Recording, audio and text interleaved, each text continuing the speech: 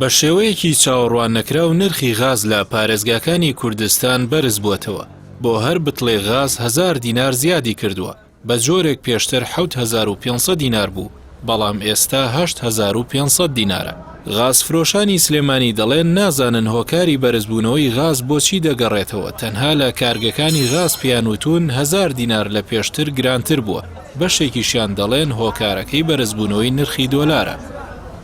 وڵی بڕیارەکە بڕیاری حکوومەتە براکەم، بڕیاری یعنی ویست بەدەست ئێمە نییە، بڕیاری حکوومەتە سامانە سروشتەکانە سەغاز لە معمەل بە 7.5 نێمەش لێرەین باشتونی یعنی بتڵێ ئێمە ئازاد ناکێرەکە ئازاد نە تاکەی ئەمە بەردەوامە بێ ئاوە وڵی ئەوە نازان تاکەی بەردەوامە بێ بەڵامەکوم لە ئیمڕۆوە گران بووە غاز لە ئەمڕۆوە بڵین یەکەم ڕۆژە بووە بە 8.5 خۆمە لە معمەل بە 7.5 بۆمان تێکراوەدەوە ئەنی چاوەڕوانێک لێ گرانتریش بێت وڵی ئێوە ئێمە دوێنێ غازمان لە معمەل بارکرۆ بە 6600 دینار لێرە یامانە بە 7500 دینار ئەمڕۆ بەس لە معمەلا بەبێ حەماڵی و کری سیارە 7500 دینارە نەسە حساب کردین ئیتر تقریبا ڕبعێکی تری شێ سەر 750 دیناری بوو ئێمە تێمەنی ئەگەر بین بە 8500 دیناریش تیان بیکەن بە 8500 بازی سیارەکە جێگیر خاوەر کارگەکان وتیان ئێمە 7500 لێسەین ڕبعێکی تری شێ سەر حەماڵی و بارکردن و کولفەی یعنی ئیتر ببین بە 8500 دینار بوو ئێمە خێرکە نیان و تۆ تاکە ئێمە بەردەوامە بێ یان پەیوەندی بە موقەتە خۆ دۆلارەکە دابەزێتەوە ئیش دابەزێتەوە.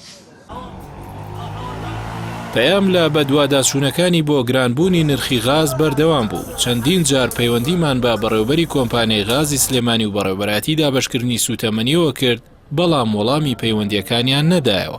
هاوکات کاروانگەزنەی ئەندامی لیژنەی سامانە سروشتەکانی پەرلەمانی کوردستان بە پەیامی ڕاگەیاند. کۆمپانیەکانی غازی ماڵان بە پاساوی بەرزبوونەوەی بەهای دۆلار بەرامبەر بە دینار و زۆربوونی خواست لەسەر غاز لە وەرزی زستان و کاتی سەرما 1000 دیناریان بۆ هەر بتڵە غازێک زیاد کردووە. ئەندامەکەی لیژنەی سامانە سروشتەکانی پەرلەمانی کوردستان لەسەر هەوڵ و هەنگاوەکانی لیژنەکەیان لە بەرامبەر گۆڕانکاری لە نرخی غازدا وتی بەرزبوونەوەی نرخی غاز مای قبوڵکردن نییە لەبەرەوەی پێشتر کۆمپانیاکەیان ئاگادار کردوێتەوە کە نابێت هاوڵاتی بازی بەرزبوونەوەی بەهای دۆلار بەرامبەر بە دینار بدات هەر بۆ ئەو مەبەستەش لەگەڵ لایەنە پەیوەندیدارەکان لەسەر خەتن و هەوڵ دەدەن بە زۆرترین کات نرخی غازی ماڵان وەک جارانی لێبێتەوە.